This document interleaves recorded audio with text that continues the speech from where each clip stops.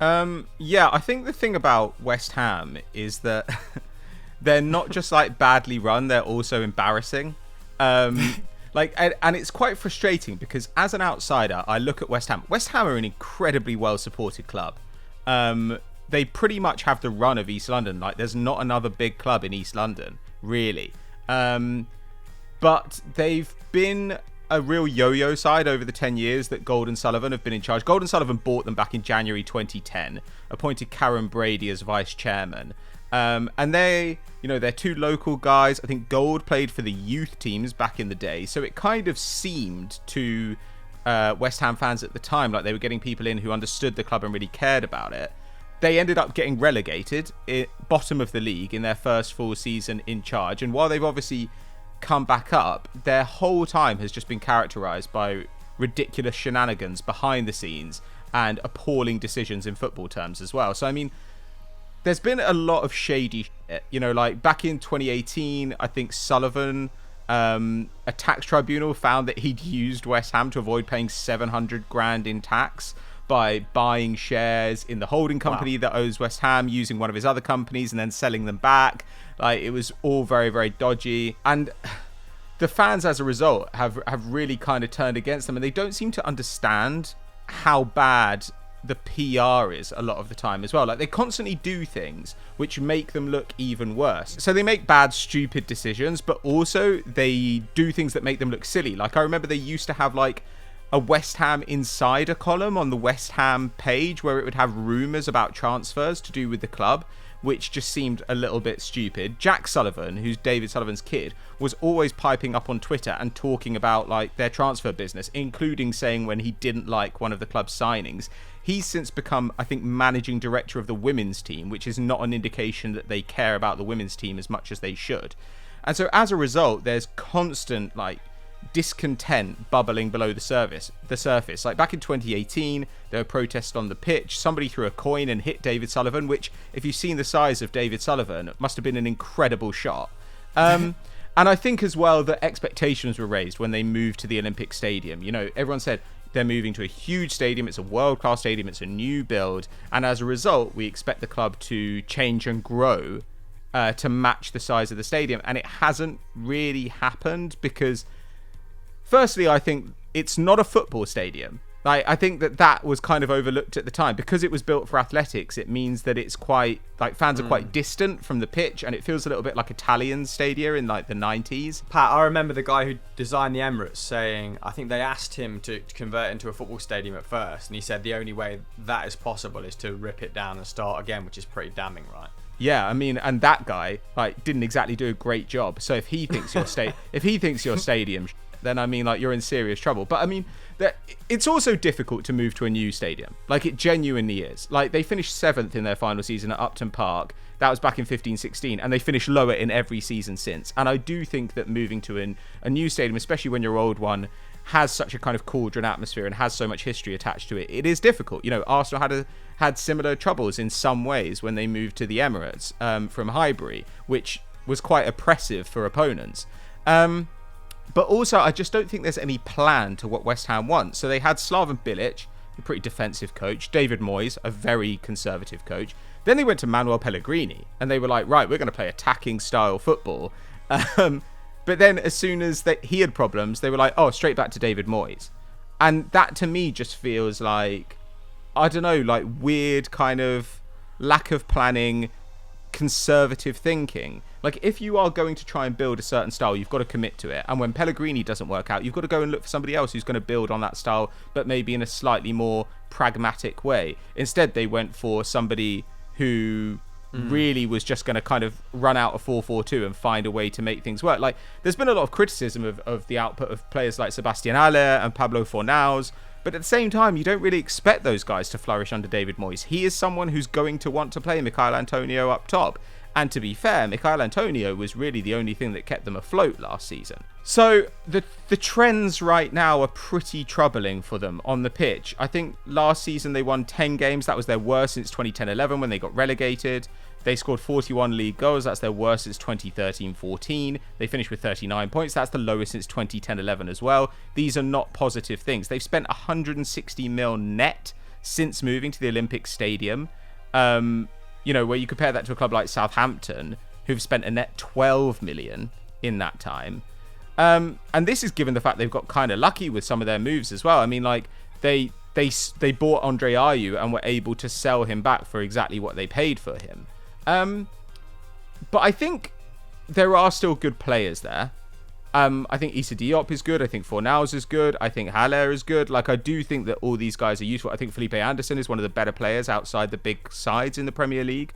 But you can see that they were not brought in with a particular system in mind. You can see that it was like, this is somebody who we think we can get. And I don't know, like, Arsenal are after him. Therefore, like, we should go and get him, because that's the sort of club we should be competing with, as opposed to, this is the player that we actually need to improve our team.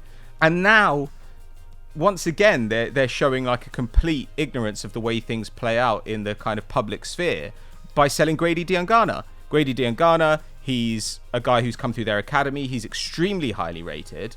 He had a fantastic season on loan at West Brom last season. Now, West Brom came up to the Premier League, wanted to buy him on a permanent deal. And instead of West Ham saying, no, we've actually got kind of a vacancy that we could use him in. You know, he's an incredibly good progressive passer. He was one of the best dribblers in the Championship last season. I think he got 14 goal involvements despite having an injury in the middle of the season, which kind of ruled him out just as he was hitting form. They said, yeah, we're going to sell a 21-year-old to what is fundamentally like a relegation rival. And you've seen the players have had to come out and criticize this decision. You know, Jack Wilshere has criticized it. Mark Noble has criticized it. Imagine Mark Noble, who's the ultimate club man, coming out and saying that this is a terrible decision. So I think that West Ham are badly run on the pitch and off the pitch, and they just have a complete lack of understanding of how they need to explain things to the fans, how they need to show the fans what the plan is. And as a result, like, I'm not surprised that really the popularity of their managing group has waned with every passing year. I think it's fully deserved. And I think that probably, unless they get really lucky with a couple of transfers, this will be a continued downward slide, and they will get relegated at some point. Like, these, I don't think they'll get relegated this season, though some people think that, but you can clearly see a path to relegation if they continue to recruit in this nonsensical way.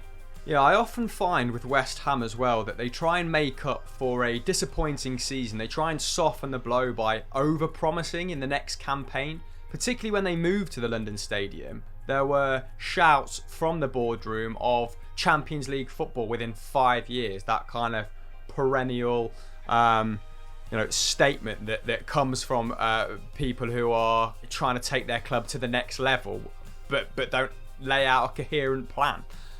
And the Diangana thing, yeah, baffling. Particularly as they went after Ben Rama the week after, and then refused to pay 20 million for him. So it doesn't even look like that money's going to necessarily be reinvested into the first team. It might be a bit of a bank balancing exercise. Especially as they had no real need to sell him as well. He had 5 years left on his deal. You'd think that they'd try and shift someone like, I don't know, Yarmolenko, who's still playing regularly for Ukraine. He's still performing for Ukraine. Try and shift someone like that rather than your best prospect at your club. I mean, what a way to increase disconnect with the fans who are already fuming over simple things like, I read or heard this week on the Athletic podcast that it costs £10 for a hot dog at the London Stadium.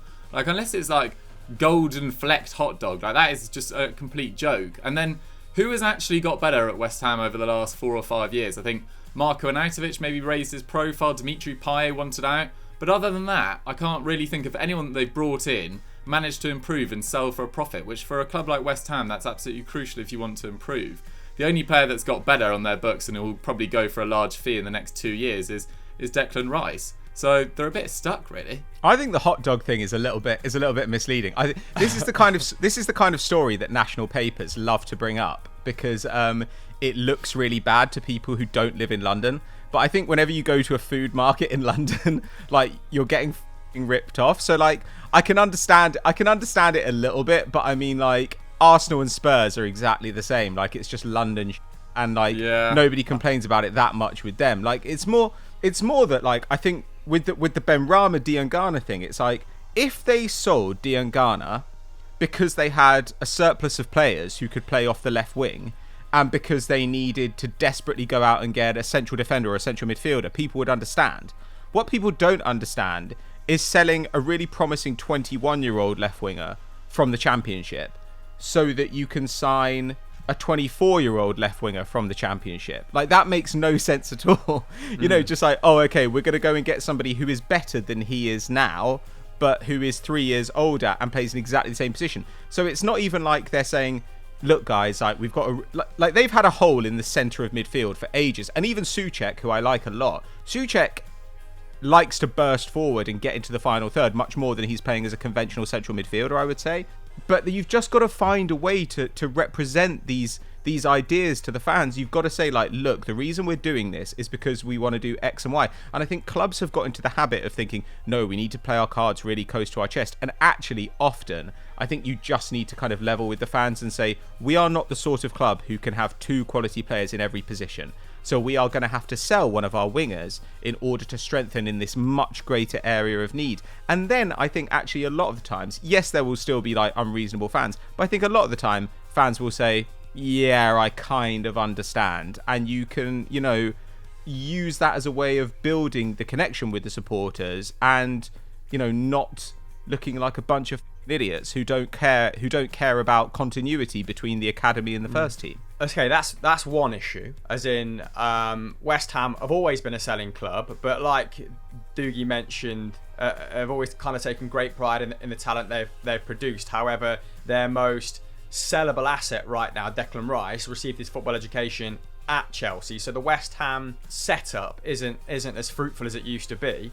But also, why sell Diangana for a middling fee after tying him down to a 5-year deal? £16 million in this market isn't much at all, is it? Even if they are going to reinvest that in Ben Rama, or even if they were to dedicate that to a central midfielder, like that is just bad business for someone that's excelled in the Championship.